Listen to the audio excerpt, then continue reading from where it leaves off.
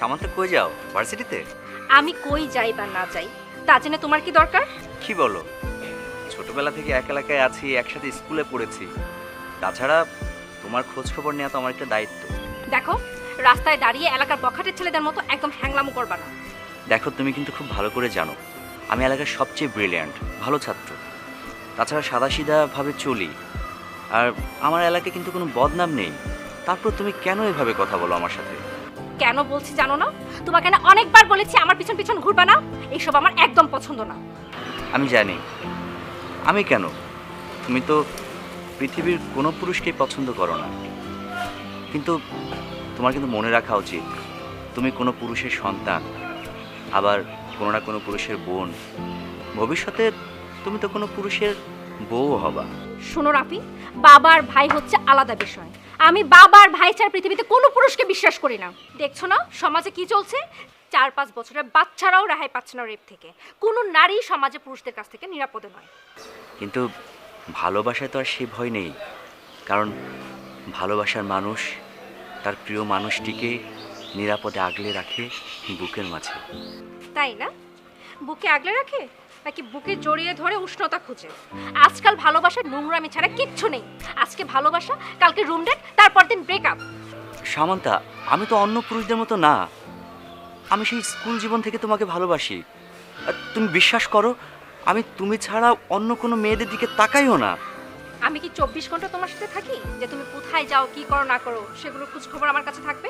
শোনো, আমি এইসব ভালোবাসাবাসির মধ্যে না একদম নেই। আমার দেরি হয়ে যাচ্ছে, রাস্তা ছাড়ো। চলো, আমি তোমাকে এগিয়ে দিয়ে আসি। কেন? আমি কি তোমাকে বিনা পয়সা আমার বডিগার্ড রেখেছি? আমি একাই যেতে পারবো। তুমিই তো বললে যে এখন দেশের অবস্থা ভালো না, নারীরা নানাভাবে অপদস্থ হচ্ছে। তো এই এলাকার এমন কোনো বাপের ছেলে নেই যে আমাকে ভয় পায় না। আর আমি মার্শাল আর্ট জানাম, আমি কুস্তিতেও কম নয়। ও, আমি তো ভুলেই গিয়েছিলাম, তুমি তো আবার ব্যাড গার্ল গ্যাংয়ের লিডার। তোমার সাথে আমি গেলে বরং ভালোই হবে। আমার কোনো ভয় থাকলো না, আমি কোনো অ্যাডাম টিজিংয়ের শিকার হলাম না। তোমার এসব বাজে কথা শোনার সময় না আমার একদম নেই, রাস্তা ছাড়ো। আচ্ছা, তোমার কি লাজ লজ্জা বলতে কিচ্ছু নেই? তোমাকে না কতবার বলেছি আমার পিছন পিছন আসবা না। এসব আমি একদম পছন্দ করি না, রাস্তা ছাড়ো।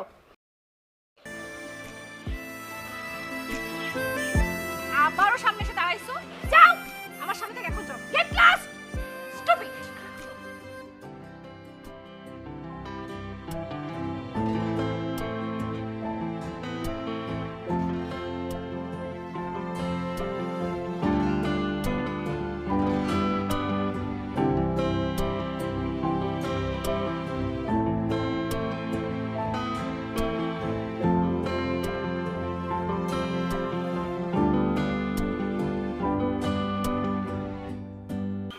দেখ দেখ, ব্যাড গার্ল গ্যাং যায়, আবার একটা পিচ্ছি জুড়াইছে।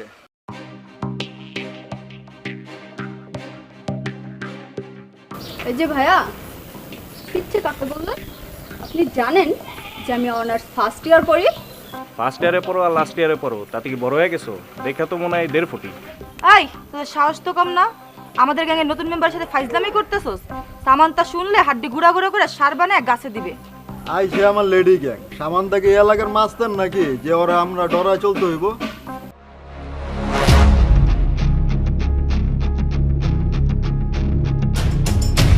আমার লগে বেশি বাড়াবাড়ি করলে একেবারে চিপাই নিয়ে গিয়া সাইজ করে দিব। এখন কিন্তু যুগটা ভালো না, সাবধানে থাকবো।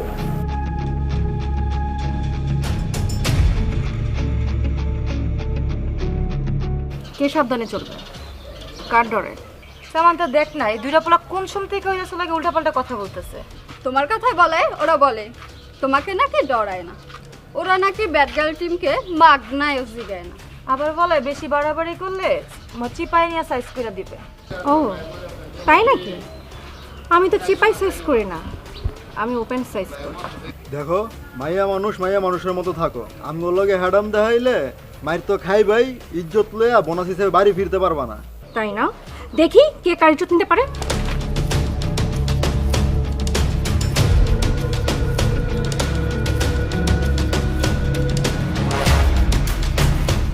আর কোনোদিন ব্যাড গার্ল টিমকে আন্ডার এস্টিমেট করবি? এলাকার মেয়েদের আর কোনোদিন বিরক্ত করবি?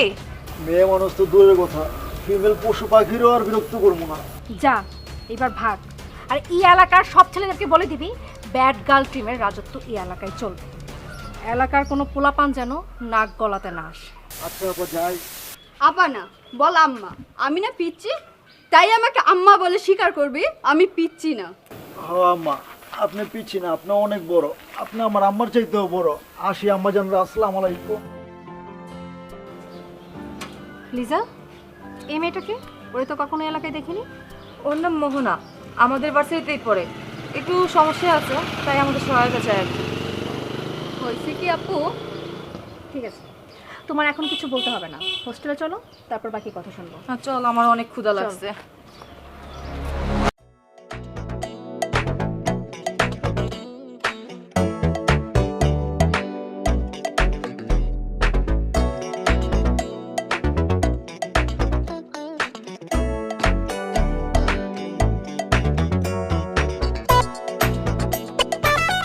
লিজা, এই পিচিটাকে টিমে এনেছিস কেন? ও আসলে আমাদের ভার্সিটিতে পড়ে, থাকার জায়গা নেই, আর আমার অনেক ক্লোজ, খুব বুদ্ধিমতী আর সাহসী, তাই ভাবলাম আমাদের দলে নিয়ে নিই। রুবিনা তো দল ছেড়ে চলে গেছে, তার জায়গায় ওকে নিয়ে যেতে পারে। আপু আপনিও আমাকে পিচ্ছি বলছেন? আমি কিন্তু অনার্স ফার্স্ট ইয়ার করি। শোনো, আমার এখানে এক একজনের এক একটা টাইটেল, আমি আদর করে এক একজনকে এক এক নামে ডাকি। যেমন ধরো, লিজার নাম পেটুক অ্যানাগোন্ডা, আর তোমার নাম হবে পিচ্ছি স্করপিয়ন, মানে খুব বিষধর পিচ্ছি পিচ্ছু। এই যে বিথিকে দেখছো না, ও কোনো কথা বলতে পারে না, কিন্তু কাজে কর্মে ভেরি ফাস্ট, তাই ওর নাম হচ্ছে রোবট বিথি। কি রে বিথি, কিছু বলবি?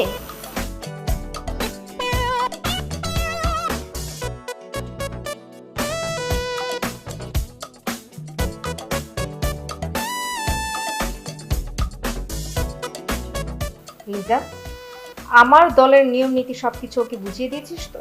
ওকে, ঠিক আছে। আমি বলছি, প্রথমত লিডার হিসেবে আমার কথার অবাধ্য হওয়া যাবে না।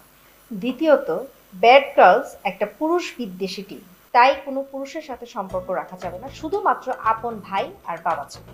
কাজিন, চাচা, খালা, মামু এদের সাথে? শোনো মেয়ে, পুরুষ কখনো ভালো হয় না, এরা হচ্ছে কুকুরের জাত, হাড্ডি দেখলে সেটার পেছনে ছোটে। এমনকি ঘরে গোস্তওয়ালা হাড্ডি রেখে বাইরে শুকনো হাড্ডির পিছনে দৌড়ায়। তৃতীয়ত, রাস্তায় কোনো মেয়েকে নির্যাতিত হতে দেখলে তার সাহায্যের জন্য এগিয়ে যেতে হবে। এলাকার পুলিশ প্রশাসনের সাথে আমার কথা বলা আছে, প্রয়োজনে তারা আমাদেরকে হেল্প করবে। কোনো নারী সংস্থার সাথে যোগাযোগ করলে তারাও কিন্তু আমাদের সাহায্য করতে পারে। আমার একটা আন্টি নারী সংস্থার সাথে যুক্ত, চাইলে তার সাথে কথা বলতে পারি। এরকম কয়েকটা সংস্থার সাথে আমারও পরিচয় আছে, প্রয়োজন হলে তোমার আন্টির সাথে আমরা কথা বলে নেব। আচ্ছা, বয়ফ্রেন্ড রাখা যাবে না? সেটা তো একেবারেই নিষেধ, এই বয়ফ্রেন্ডগুলো আরো বেশি পেরা। নারীর জীবনে 90% অগ্রগতি এই বয়ফ্রেন্ডগুলো আটকে রাখে। সেটা আবার কেমনে? প্রথমত ব্যক্তি স্বাধীনতার হস্তক্ষেপ, এটা করা যাবে না, ওইটা করা যাবে না, ওর সাথে মেশা যাবে না, এর সাথে মেশা যাবে না, সবকিছুই তো বাদ। ছেলে বন্ধু রাখা যাবে না, মোবাইলে বেশি চ্যাটিং করা যাবে না। আর সবচেয়ে বড় কথা হলো, ভালোবাসা বলতে পৃথিবীতে কিচ্ছু নেই। মেয়েরা চায় ছেলেদের টাকা, আর ছেলেরা চায় মেয়েদের শরীর। যতদিন স্বার্থ ততদিন সম্পর্ক আছে, স্বার্থ ফুরিয়ে গেলে সম্পর্ক ব্রেকআপ। আচ্ছা, প্রেম করলাম না, সরাসরি বিয়ে করে ফেললে? ওটা তো আরো বেশি খারাপ, সরাসরি জেলখানা। ছেলের মায়েরা তো বাড়িতে বউ আনে না, নিয়ে আসে কাজের মেয়ে, বাড়ির সব কাজকর্ম ছেলের বউকে দিয়ে করায়। আর উল্টাপাল্টা কিছু হলে বাড়ির বউকে বাড়ি থেকে বের করে দেয়। শুধু কি তাই, স্বামী তার ইচ্ছে মতো চলবে, বউ তার ইচ্ছে মতো চলতে পারবে না। আর যদি মনের মিল না হয় তাহলেই ডিভোর্স। শুধুমাত্র পুরুষদের জন্য এই দেশের নারীরা অনিরাপদ। স্কুল, কলেজ, ইউনিভার্সিটি, মিডিয়া, কোনো জায়গায় নারীরা নিরাপদে নয়। আমরা নারীদের নিরাপদ পরিবেশের জন্য কাজ করে যাচ্ছি। এখন তুমি যদি আমাদের দলের নিয়ম নীতি মেনে থাকতে পারো, তাহলে আমাদের টিমে থাকতে পারো। ওকে আপু, আমিও এমন কিছু চাই, তাই আমি আপনাদের টিমে থাকবো। টিমের জন্য সর্বোচ্চ অ্যাক্টিভ হয়ে কাজ করব। তাহলে আমাদের তো একটা বিষধর বিচ্ছু যোগ হলো, তাই না? আমি পিচ্ছি, কিন্তু তোমার মতো খাদক নয়। এই যে খাবার কথা মনে করায় দিলি, চল খাওয়া শুরু করি। আপু তুমি একটু খাও না, আমি মুড়ি ভর্তা খাই না, আমি ঘরে গেলাম।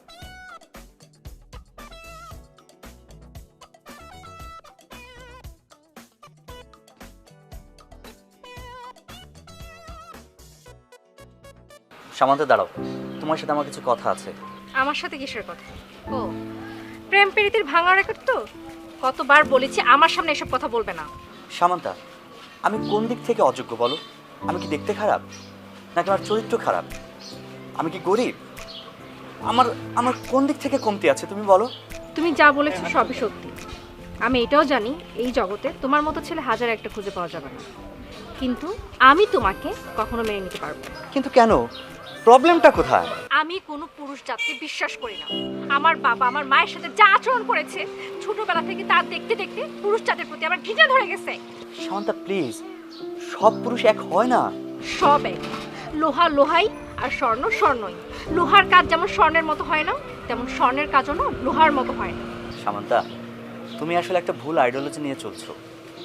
আসলে প্রয়োজন ছাড়া আল্লাহ কোনো কাজ করেন না। নারী কখনো একা স্বয়ংসম্পূর্ণ নয়। তুমি কিন্তু আল্লাহর বিধানকে অস্বীকার করছো। শোনো, তোমার এসব ওয়াজ নসিহত শেষ হলে এবার তুমি যেতে পারো। আমি আবারও বলে দিচ্ছি, আমার জরুরি কাজ আছে। নেক্সট টাইম তুমি এসব কথাবার্তা নিয়ে আমার সামনে আর কখনো আসবে না। ঠিক আছে, আসবো না। কিন্তু আমি আবারও বলছি, তুমি আমার কথা না শুনে ভুল করছো। একদিন হয়তো তুমি সব রিয়েলাইজ করতে পারবে, কিন্তু তখন আর কিছু করার থাকবে না। ঠিক আছে, আসি, ভালো থেকো। প্লিজ।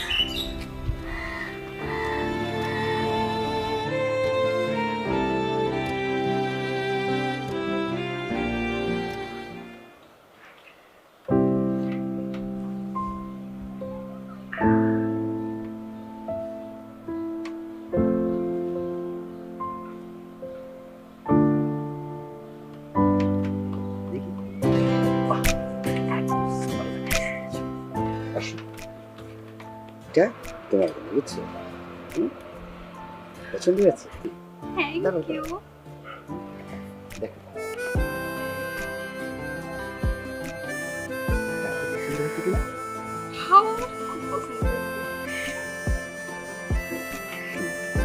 এখন থেকে যত বেশি আমাকে ভালোবাসবা, তুমি তত বেশি।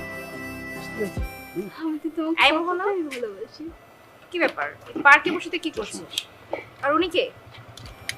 আপু, পরিচয় করে দিই, উনি মুহিত সাহেব, আমার বাবার ক্লোজ বন্ধু। আমেরিকায় থাকেন, আমার সাথে দেখা করতে এসেছে আর এই গিফটটা দিতে আসছে।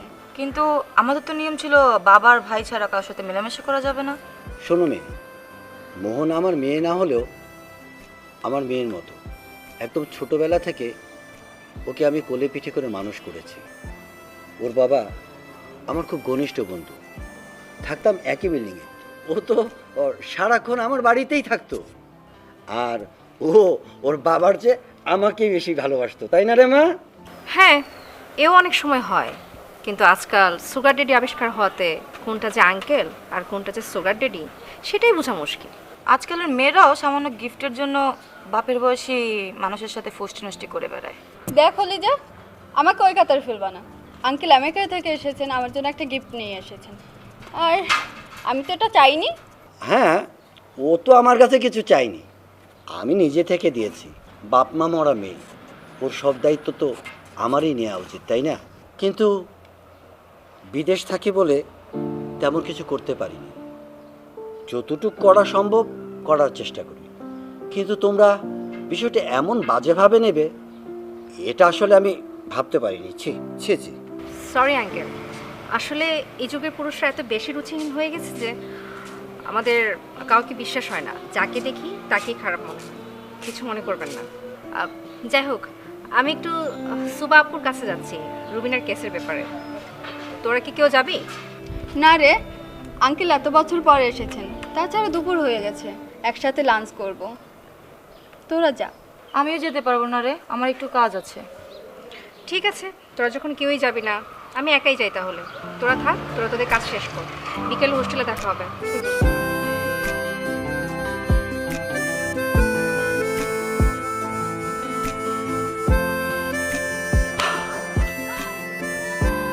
তুমি আমার জানটা বাঁচিয়েছো। হ্যাঁ, তুমি যদি বুদ্ধি করে এই কথাটা না বলতা তাহলে ফাঁসে গেছিলাম।